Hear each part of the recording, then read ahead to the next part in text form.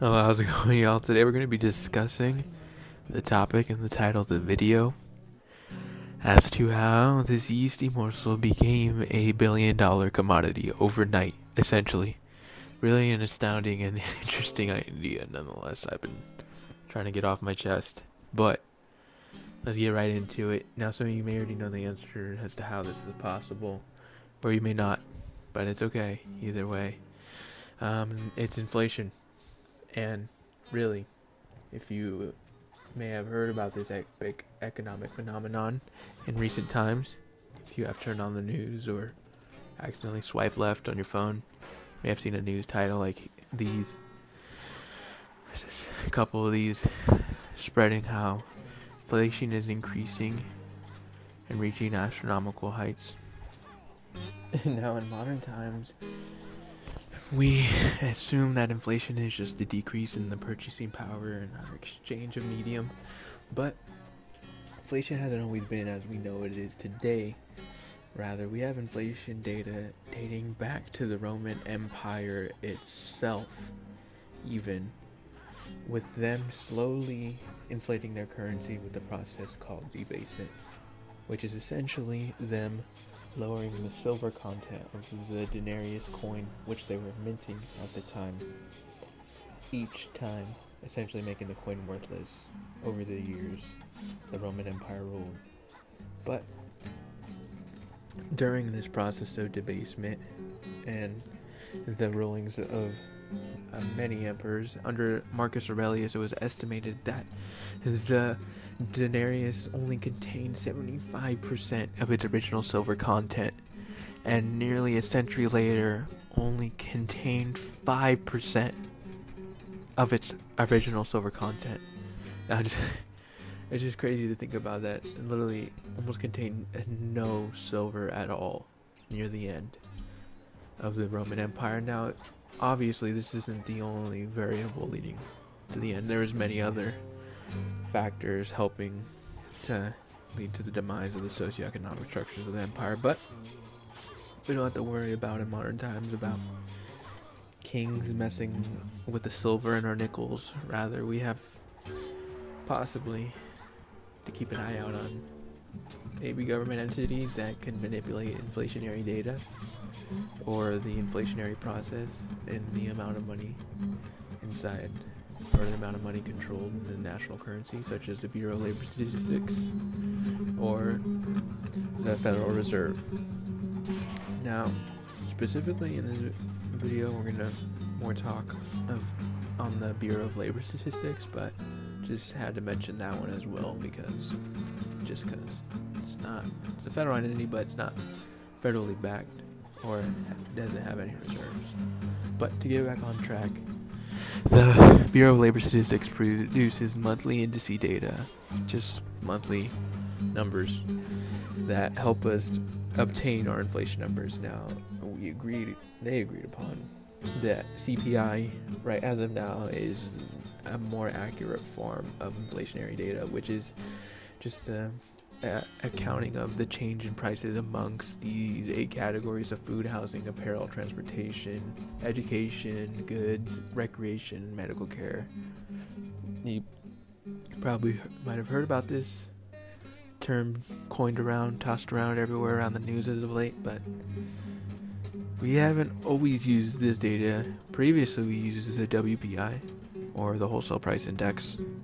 This is more on the industry side of the trade, or then in 1978 moved over to the PPI system, the producer price index, which is supposedly a more detailed version of that type of data. But later down the years we adopted CPI, and as of now that helps us to better understand how our inflation rates are in modern times, now that we know what the data means. Now, as you can see, it says inflation has been reaching historical heights, actually.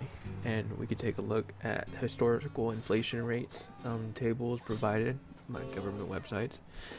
And really, we could see here the inflation rates in the 80s and in 81 and in 82, with inflation rates containing, and as the article stated, we are receiving inflation rates similar to that of 1982, that's 7%. And in doing so, as a result, the Fed has agreed to possibly, it's rumored, to increase rates as of March. Now we could take a look at the inflation rates on the table on the left, and we could see the 91 crash, the dot-com bubble in red, and in black, the 2008 house recession. On the top right chart, we got the interest rate, federal interest rates, and we got the unemployment rates on the bottom. And as you can see, we could see interest rates drop drastically, and we could see unemployment rates drop and spike as correlating with the inflation rates, respectively. But going off on a tangent, to get back to the topic of the video, bread. How is it possible that this yeasty morsel can cause all these problems? Well, it's not just any type of inflation, but hyperinflation to be exact. And really, in the process of it, hyperinflation, as of now, our definition is a month in where an inflationary period of more than 50% occurs. And now, how do we know that this has happened? Well, these gentlemen, Stephen H. Honk and Nicholas Cruz, have been recording this data and have been writing books on it, and you can find it on the internet. I've been recording in hyperinflationary data since the 50s and writing books on it. But nonetheless, I have gone ahead and taken the liberty to highlight the chart. As you can see, there's more than 50 countries recorded here with hyperinflationary periods, with red being in the 90s, the black being the 80s, the green being the 20s, and brown being the 40s. And as of now, we're gonna go in a little more in depth into the green eras, but as you can see, this chart contains very important information, I believe, in my opinion, and it can help us. We can learn a lot from it, to be honest. But here we go. I've also gone ahead and made a timeline table, taken some of the more specific countries to get a better look, and wrote the highest monthly inflation rate on the top, as well as the amount of time required for the prices to double in the respective country as well on the top, with the hyperinflationary dates as well as the country and respective currencies on the bottom on this chart. Go ahead and take a look if you want. It's the same information as the table beforehand, but just gone ahead and wrote it down. It's easier for me to understand sometimes. But we're gonna look specifically. We got countries as France dating back to the 1700s, and Germany, Russia, Taiwan, China. But specifically, we're gonna look into a more popular known case of hyperinflation, the Weimar Republic of Germany. And in 1920, they went through their first wave of hyperinflation and reaching that 50% minimum of 56% in January 1920, doubling the prices every 46 days. Now, this wasn't the only wave of hyperinflation they faced, as a couple of years later, economic stressors continued, and then they suffered a huge wave, 29,500%. Prices doubling every 3.7 days, making it number 5 on the Honk Cruises hyperinflation table. Really just putting it up there with some stuff. Now, you can compare this to modern times 7.5, or at least what they're telling us percent of hyperinflation, and what this could do to commodities such as breads in the local economy, even on the lower scales, and how these inflation rates affect everything at every level, really.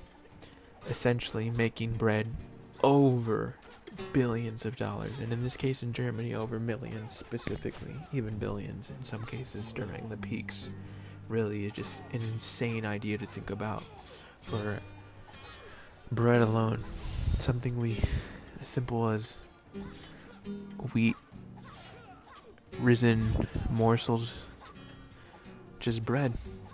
Now here we go, taking a look again, Germany, just to show how high up it is on top, and in really a true respective chart as to the bread prices, just accurate. And also here's some images, just some horsing, just stacking money, some financial horsing you don't ever want to see. Really letting your children play with bricks of cash, as it's cheaper than to buy the toys for them, or to burn a more affordable fuel, as it's cheaper to burn your cash than it is to buy wood. Or rather just make a dress out of your national currency, as it's cheaper than the fabric you're gonna get at your local store. And it's just amazing to think about that this just happened, and it happened in all these countries on this list similarly. Obviously not all at the same level, but still all over 50%. Really, with Germany setting the pace for hyperinflation in these European countries during this post-World War I era. And nearly a couple years later, in August 1922, Austria would suffer, the Habsburg monarchy would suffer from hyperinflationary periods of over 190%. Now, obviously, these levels aren't as high as Germany's, but still, extremely high inflationary rates, high enough to be considered a hyperinflation, with wholesale prices increasing exponentially, as you see in the graph before. But at this time, Austria was not the only country suffering from hyperinflation, as Poland following in suit, with highs of 275% and prices doubling every 16 days, making it 17th on the Honk Cruise's hyperinflationary table. The Polish marka essentially became useless almost very quickly, rapidly. Now, in Poland during this time, we can see the wholesale prices in Poland increasing, just showing how almost exponentially this is going up by the tenths, by the thousandths of percentile. Look at this compared to Germany's, even though these indexes look very similar in prices, but look at these denominations, as in the millions for Poland and trillions in Germany. Now, we can see on top of the Honk Cruise's hyperinflation table, we have Hungary leading the European countries for hyperinflationary rates, with a peak of 41.9 quadrillion %, with the currencies and the prices doubling in the country every 15.6 hours, making it one of the possibly the worst hyperinflation cases in history, and making the loaves of bread upwards of $5 million, close to $5 billion, upwards of $6 billion, almost $6 billion, which is just an insane idea to think about. Just creating more economic horror scenes, as you're seeing right now, of just money being swept up, burnt, just being wheelbarrowed off to the stores to make your daily grocery purchase. But now you may be asking, how can this relate to modern times, as in all these cases happened in the early 20th century, as you have seen, really, all these cases similarly post-World War I era. But a more modern case known is the Zimbabwean hyperinflation case. Really breaking hyperinflation records on the Honk Cruise's hyperinflation table, peaking at the number 2 spot with a hyperinflation rate, get this, of 79,600 million %, essentially doubling every 24 hours. Literally doubling every day, essentially. The Zimbabwean dollar essentially became worthless. I don't want to say overnight, but it did. Literally, like, the depreciation of the value. You could see it. You could just see it just decrease exponentially right here, just shown on this graph. And as you can imagine, this caused major supply chain shortages and just major problems on the socioeconomic level, the financial, economic, everything, anything you can imagine, leaving starving billionaires everywhere. Poverty line, just insane. Just people's, just it's hard to imagine. Like inflation rates these high, and creating societal problems that we wouldn't even imagine today. Like having your local denomination currency being a problem in your sewage systems now. All is deriving from a loaf of bread now. I'm not here to tell you that the US is suffering from inflation or hyperinflation even. You know? It's really up to you. I just presenting the information and you can come up with your own opinion. And I would be lying to you if I would say that the US is completely safe from hyperinflation as well, though. And I will not lie to you. They were completely safe. As you can see, the US is, or as you may have known or seen, the US's purchasing power of the dollar has dropped exponentially, and we meet the qualifications for hyperinflation, being one of those being that of a fiat currency, at least for the printing type of inflation.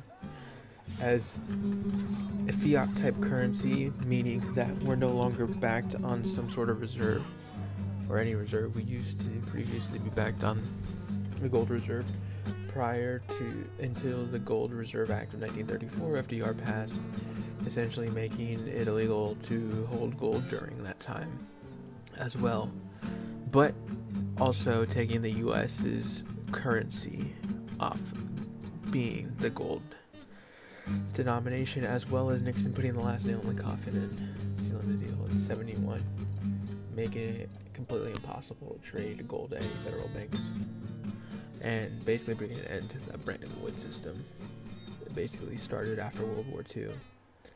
System that's been around for almost 40 years at that point, but nonetheless, what does this all have to do with modern times and has to do with inflation, comparing those inflation rates? I just want to bring information to you guys and representing as to how entities as the Federal Reserve can also assist into the problem as well of inflation, but they're also going to throw around numbers as the national debt, stuff like that. You see, it's surpassed 30 trillion, reaching new highs, and $240,000 being that of the debt per citizen now. And we could just also come over and look at the market cap of the New York Stock Exchange, even just in the US, right? Now, we could just scroll down, look at the market caps, now reaching 28 trillion. Now, mind you, this was in 2018. It should almost be criminal that that data has been that reported and that long ago. It's been 4 years now, but as well as it gets worse when you realize that a majority of that wealth is owned by the top percentile of people that are residing in America, and seeing that they own a majority of that wealth, that being that reported almost 4 years ago now, being owned by a small majority of people in the country, as well as the data being lagging and not reporting, and the increase of printing of the U.S. currency and increasing the amount of dollars. You got articles saying that we printed a fifth in the year 2020, 40%. This guy saying it's not a big deal, just right off the bat. Other place saying 80% with 20 trillion, and you got the NASDAQ even saying that we've printed $13 trillion.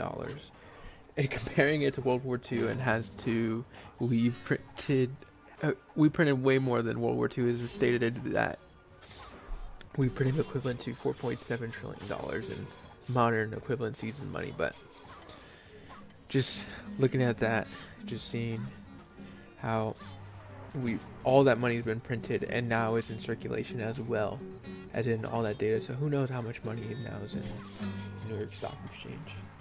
Probably way past that, as now we know so much money has been, passed around to the top percentile as well. And we can also look at the London clearinghouse, which is essentially kind of similar to the London exchanges, and how we can just go to the swap index data in the areas, and they're basically clearing the derivatives markets, and they're clearing $1 trillion a day, and they're up to around 1.5 quadrillion dollars cleared throughout the years. And it's just absurd that they're clearing that much money. It's even if that's just obviously not all that money exists, but it's just clearing that much, and the fact that it was able to clear that much shows that there's just so much money now just in circulation. And I think it's just something and a fun topic to think about, really. And we could just look at this Cruise's hyperinflation table and look at all these names